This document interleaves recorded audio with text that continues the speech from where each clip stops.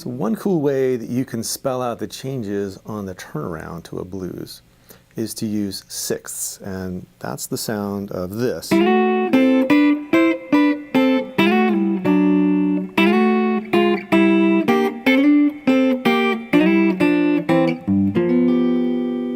And so what I'm doing is basically taking the mixed Lydian scale for the D chord. I'm in the key of G, so my 5 chord is D. And I'm taking that scale and I'm harmonizing it. And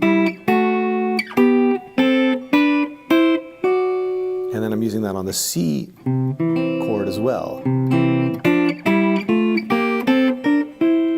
then I'm moving it around and playing different licks with it.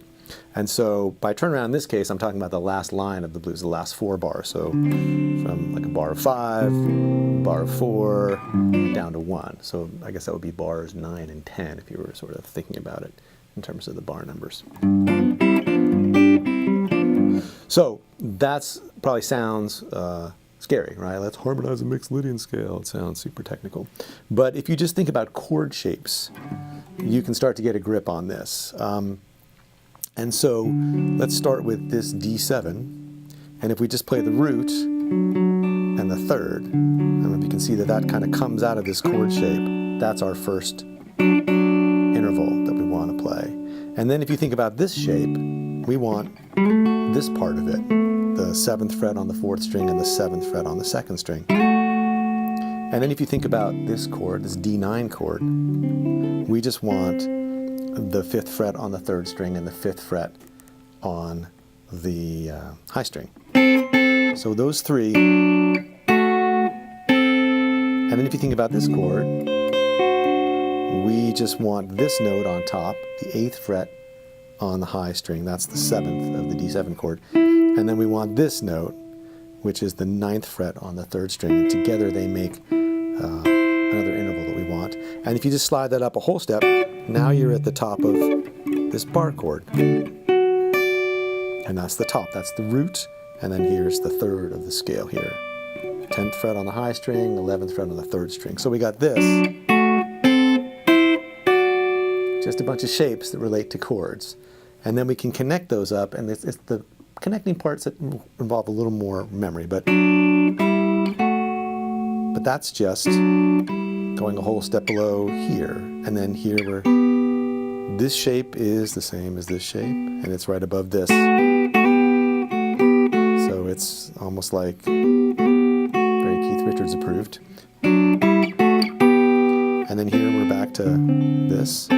That's just a whole step up. We're just going up from here to here. Here's this shape we talked about. And then here's this shape. So, and that's it. And you can also practice it backwards, which makes it harder because then you have to remember what comes here. Oh yeah. See, I forgot to. So that's the D. And then for the C, you just have to do the whole thing a whole step lower. And think of your same landmarks. And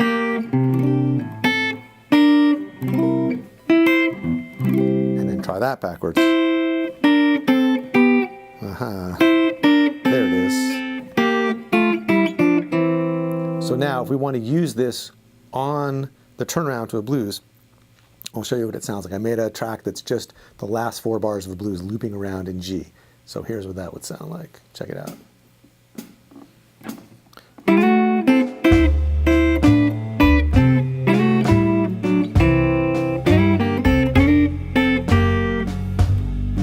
then you're back to the G.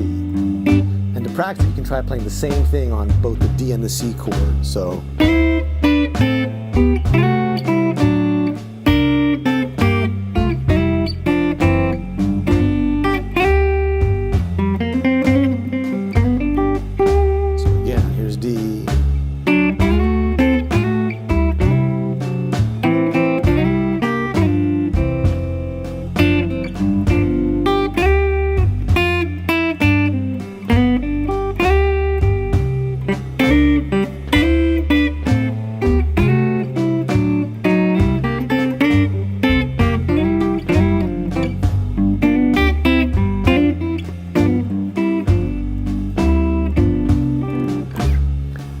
So there's all kinds of things you can do. That's just the tip of the iceberg as far as how you can move those around and play melodies. So start by just taking that harmonized scale and figuring it out for the D and the C chord, and then start trying to make little melodies and fragments out of it. And it's a nice way to start to bring a little more color and a little more of the sound of the actual specific chords that you're playing when you're in the middle of a blues where you're playing a bunch of, minor pentatonic stuff over the one chord. So check that out. I'm David Hamburger. I'll see you next time. Thanks for watching.